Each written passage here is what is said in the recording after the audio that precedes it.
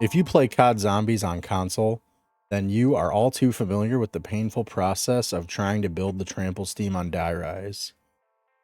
Slowly making your way up and down the quick revive elevator, putting one part onto the crafting table at a time, and cursing Jimmy Zielinski for not allowing you to hold more than one item.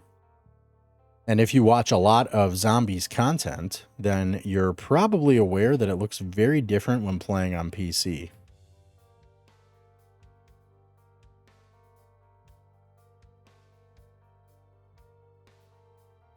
Yep, this is what PC players are able to do.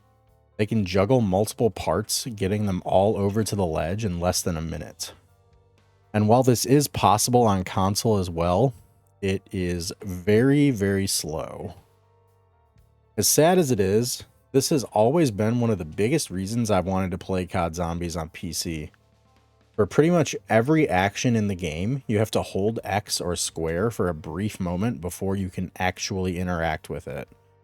This applies to every single action from buying perks and doors, pack-a-punching, picking up buildable parts, turning on the power, and even Easter egg steps like placing the gramophone on Origins. On PC, even though the prompt still says hold F, you actually only need to tap the key. As soon as the keystroke is registered, your character will immediately perform whatever action is available. Like I said earlier, the biggest benefit of this is being able to juggle buildable parts on the Victus maps of Black Ops 2, which only allow you to hold one item at a time. Aside from that, there really isn't much of a benefit to it.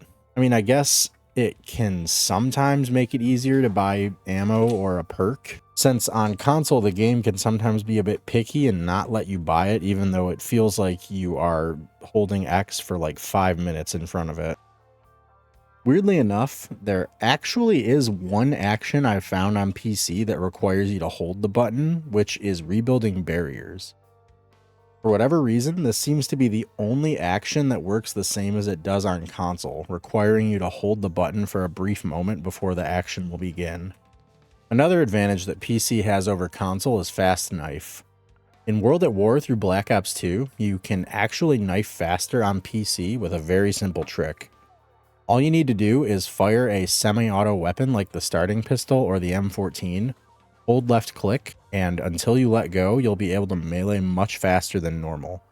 Here's normal melee speed, and now here's Fast Knife.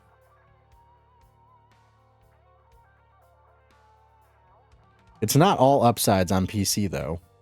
Once again, in World at War through Black Ops 2, you move forward and backward at the same speed on console. However, on PC, you actually move much slower while moving backwards.